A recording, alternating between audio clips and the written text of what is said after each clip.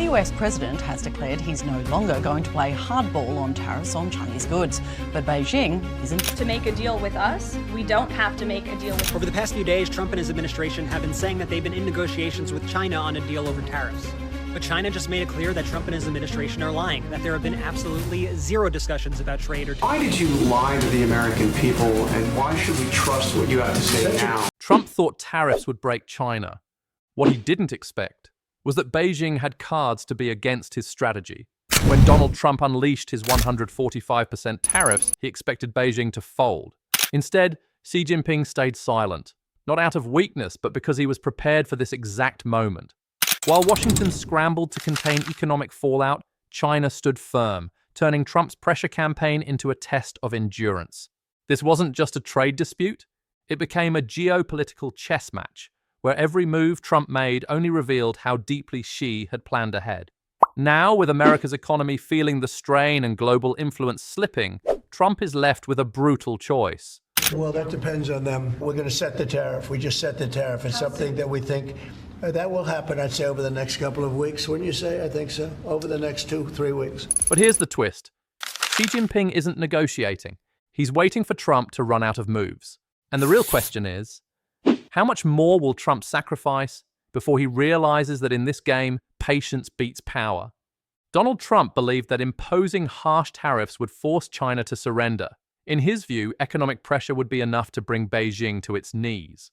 But there was one critical truth that both Trump and much of the Western world seemed to forget. China is not an economy that breaks easily. It had lived under the shadow of US trade isolation long before this latest conflict began.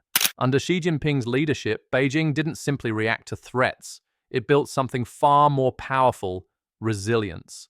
China transformed itself into a nation designed to survive, even thrive, when surrounded by Western pressure. When Trump unleashed his 145% tariffs, expecting a swift Chinese capitulation, Xi Jinping didn't rush to respond. He didn't need to. With a domestic market of over 1 billion people, China could absorb short-term shocks that would destabilize other nations. Instead of panic, Beijing calmly called on its citizens to endure hardship together. And for the Chinese people, this wasn't a new message. They had heard it before and survived worse. While China stood firm, it was the United States and its Western allies that began to show cracks. 200,000 shipping containers stuck, and now Walmart calling the shots. Here's what we are talking about today. Right now, there are about 200,000 shipping containers from China to US, all empty, all stuck because of the trade war. Wall Street trembled. American businesses, unaccustomed to prolonged instability, started to feel the squeeze. CEOs from major retailers like Walmart and Target warned the White House of rising costs and disrupted supply chains. Behind closed doors, Trump's confidence wavered as economic pressures mounted at home. But this was only the surface of Xi Jinping's strategy. What truly shocked global observers wasn't just China's ability to endure, it was how thoroughly Beijing had prepared for this exact scenario. Since Trump's first term in 2018, China had been quietly restructuring its economy, reducing its dependence on American markets, and expanding trade relationships across Southeast Asia, Africa, and Latin America. By 2025, the United States was no longer China's largest export market. That title belonged to Asia. At the same time, Beijing funneled trillions into advancing its technology sector, investing heavily in artificial intelligence, renewable energy, and semiconductor production.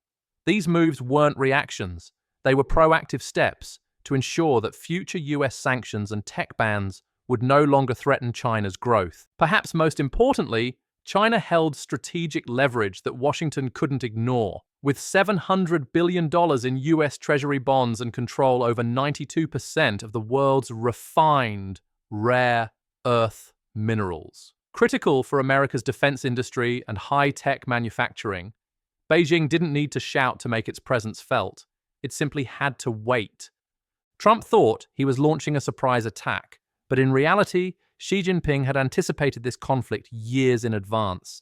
Every tariff imposed by Washington was met, not with panic, but with carefully measured responses, restricting rare earth exports, tightening cooperation on sensitive issues like fentanyl, and warning other nations not to side with the US at China's expense.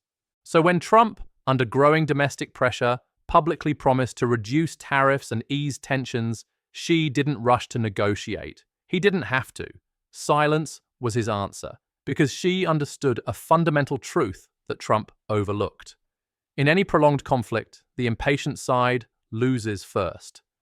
Trump believed power was about striking fast and hard. Xi knew real strength came from patience, from letting your opponent exhaust themselves while you hold steady.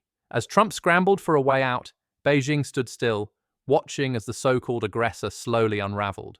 This wasn't just a trade war anymore. It had become a test of endurance, a waiting game where Xi Jinping controlled the tempo and Trump was left reacting. When Donald Trump extended an olive branch, he believed that simply offering to reduce tariffs would be enough to bring Beijing to the negotiating table. But Xi Jinping had a very different plan, one that would make negotiations far more complicated than Trump ever anticipated.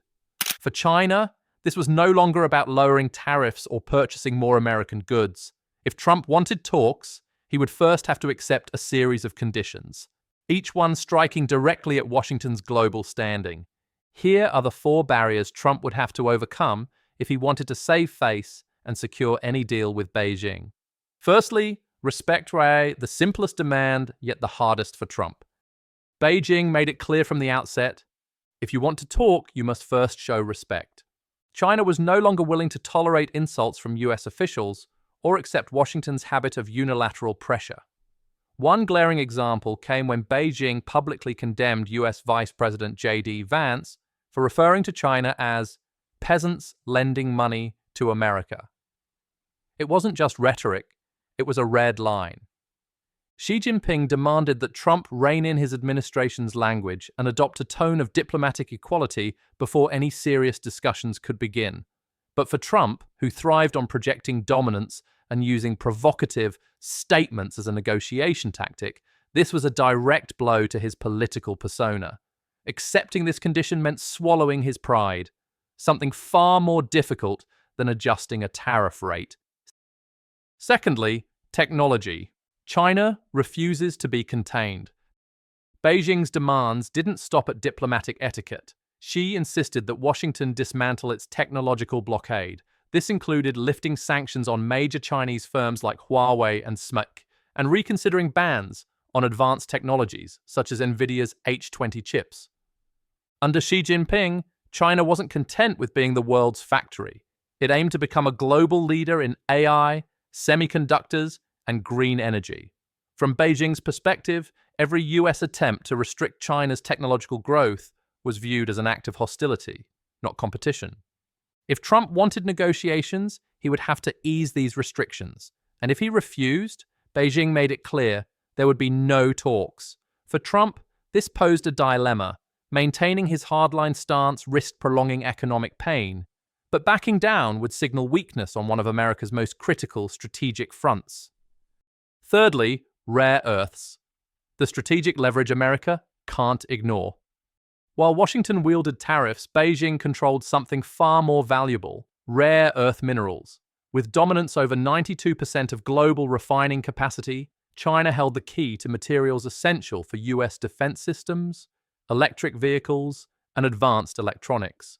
Xi Jinping didn't hesitate to remind the world of this leverage. If the US continued its pressure campaign, China would restrict exports of strategic minerals like antimony and rare earths, a move that could paralyze critical sectors of the American economy. This wasn't just a bargaining chip, it was a warning. Without China's supply chain, America's technological and military edge could falter. Trump understood this risk, but with each passing day, his options narrowed. The more he pushed, the closer he came to triggering disruptions that even tariffs couldn't fix. Lastly, Taiwan, the ultimate red line. The most sensitive condition of all centered on Taiwan. For Beijing, Taiwan wasn't a topic for negotiation. It was non-negotiable. China demanded that the US halt its political and military interference, including limiting high-level diplomatic visits and arms sales to Taipei. Xi made it clear, any continued American maneuvering in Taiwan would immediately shut down all prospects for trade talks. For Trump, who had built part of his image on taking a tough stance against China, especially regarding Taiwan, This was perhaps the most difficult pill to swallow. Agreeing to this would be seen domestically and internationally as a retreat, yet refusing meant abandoning hopes for economic relief. Xi Jinping didn't just place conditions on trade negotiations. He redefined them as a test of American power, patience, and pride. Each demand forced Trump to choose between preserving his hardline image or securing a deal that could stabilize the US economy. But making concessions wasn't just about economics. It risked signaling to the world that Washington could be forced into compliance. And the question looming over Washington wasn't how to win the trade war. It was how much Trump would have to give up just to end it. What started as Trump's show of strength quickly turned into a series of setbacks, economically, politically, and globally. Firstly, economic blowback. Trump's tariffs didn't break China, they hurt America first. Businesses faced rising costs, supply chains cracked, and farmers lost key markets. Wall Street signaled fear, and recession warnings grew louder. The pressure meant Trump wasn't squeezing Beijing. He was cornering his own economy. Secondly, political damage. Trump's image as a tough negotiator faded fast. His offers to reduce tariffs looked less like strategy and more like desperation. Critics at home and abroad saw a leader trapped in a conflict with no clear exit, weakening both his authority and re-election prospects. Lastly, global influence erodes. While Trump struggled, Xi Jinping showcased China's resilience. Xi Jinping isn't rushing. He knows time is his greatest weapon. Further restrictions on rare earth exports, crippling US tech and defense industries, limiting access to China's massive consumer market, hitting US companies where it hurts. Meanwhile, global allies grow wary of Washington's unpredictability, and markets fear prolonged instability. Trump's choices are narrowing: concede to China's terms and face political backlash, or escalate, risking deeper economic damage and global isolation. And Xi? He'll keep waiting, knowing that every delay forces Trump closer to surrender.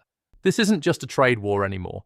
It's a test of who blinks first and who's been playing the long game all along. But what do you think? Is Trump walking into a quiet defeat, or does he still have a hidden move left? And how far will Xi push before sealing his victory? Let us know your thoughts in the comments below.